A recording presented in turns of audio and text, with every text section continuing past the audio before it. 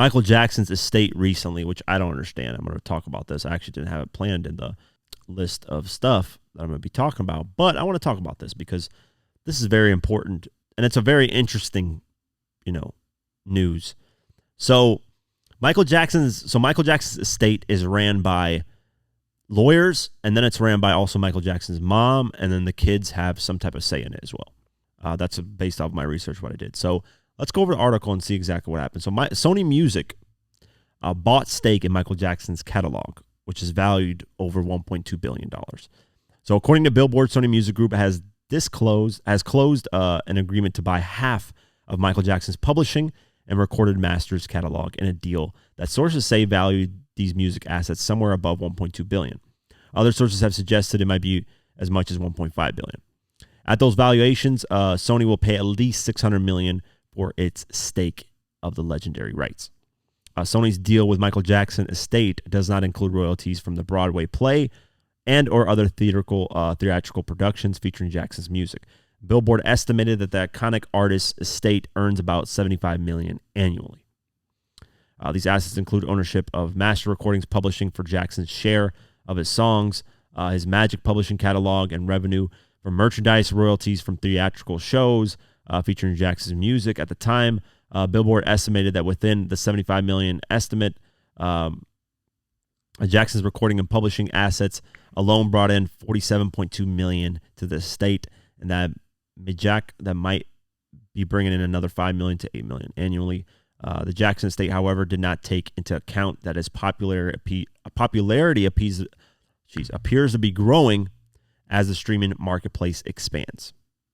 And they said this is possibly one of the largest valuations ever of a musician, obviously, because it's Michael Jackson. But here's what I got to say about this. One, the interesting thing about this is, Michael Jackson didn't like Sony. He owned Beatles catalog. He's having issues with Sony. Was fighting with them about ownership of things.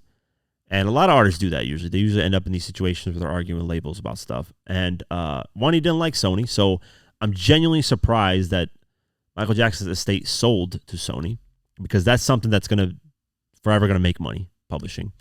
And second, why sell at all? If you're making $75 million a year off it, that's enough to live off of it. Why would you need $600 million up front? Like, what's the point of that? Think about it, guys. Just think about it. If you're making $75 million a year, why would you need an upfront? Why would you sell something that's going to forever make you money and potentially grow in making money? Because they said, listen, that's not factoring the fact that streaming is growing and all this stuff is growing to potentially make more money. So that $75 million can go up to $100 million a year. So why would you sell to Sony, the company that Michael Jackson hated himself when he was alive? And not just keep it. Keep that publishing stuff for Jackson's family for ages. They can live off that thing forever. I'm talking about forever. Like for the next 500 years, guaranteed they can live off that. No problem. So why sell something that they can live off for the rest of their lives? It makes no sense to me. I think there's something fishy going on behind the scenes. And I've always wanted to do a Michael Jackson documentary relating to the Sony stuff, and I will do it in the future. I just don't know when, but it's very weird to me, right? Like, why would Michael Jackson's estate, knowing that Michael didn't like Sony, sell publishing rights to Sony? That's something that Michael Jackson was fighting not to do and not to them have rights for.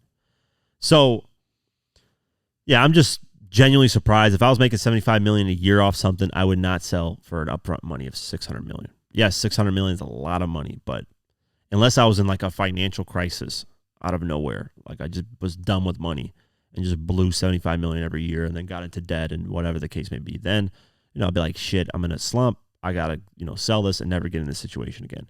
But I doubt they're in a financial, And here's the thing. I actually almost forgot to say this. Artists, when they have a really long career, they have peaks and then eventually they fall off. Every artist has gone through that. It's just natural. That's something that always happens.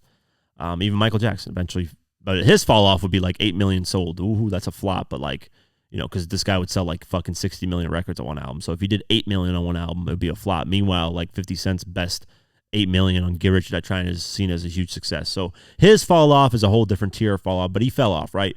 Last album that he had when he was alive, he dropped, did like 8 million copies.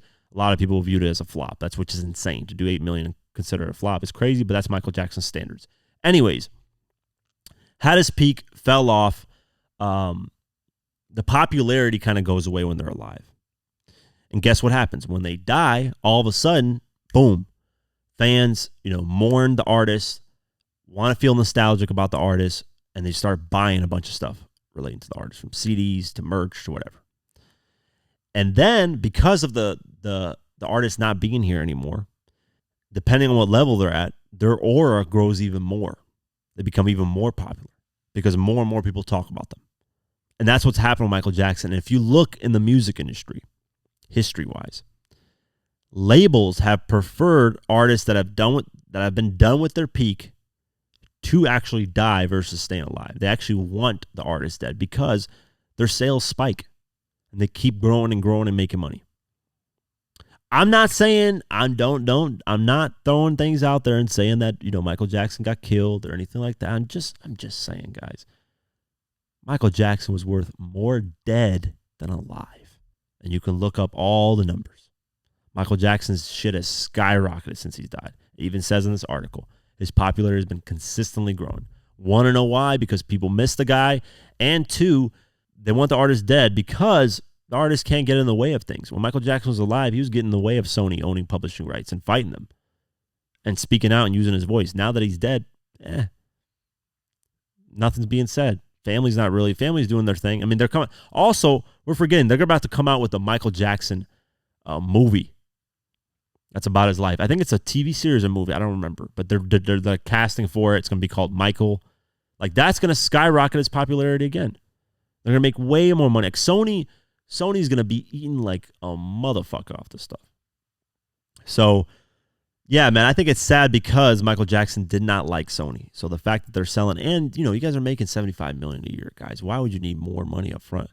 Like, I understand if you're only making like, and I'm saying only because to their lifestyle, it's different compared to ours. Obviously, if I was making $100,000 a year, I'd be super happy. But to them, it's like if they made, let's say they were only making $1 million a year.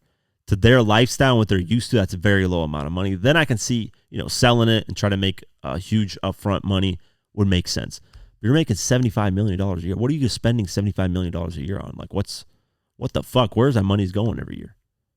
I understand there's a lot of, Michael Jackson and has a huge family and, his mother had a lot of kids, but Janet Jackson makes her own money. She's her own star in her own right. And all other Jacksons as well. They got their own publishing and make their own money. So where the fuck is the 75? Why do you need more than $75 million a year? That's what I'm confused about. I don't know. I don't like pocket watching. Sometimes I do, sometimes I don't. But I'm just confused in this scenario. So yeah, I just wanted to talk about that. I actually didn't have it planned on the podcast, so I'm glad that this publishing check thing kind of reminded me of that. But yeah, let me know what you guys think of that Michael Jackson thing. I despise it because Michael didn't like Sony, and I just don't get the deal. Why would you sell off something that's going to forever make you money? Maybe I don't know something. Maybe I'm ignorant to something. Hopefully somebody can comment and say something and be like, Quake, no, this is why they did it, and this is the reason why. Maybe there's a good reason for it. I'm just maybe talking out my rear end and don't know what I'm talking about. So I don't know, but we'll keep our eye on this, and hopefully no more publishing gets sold at this point.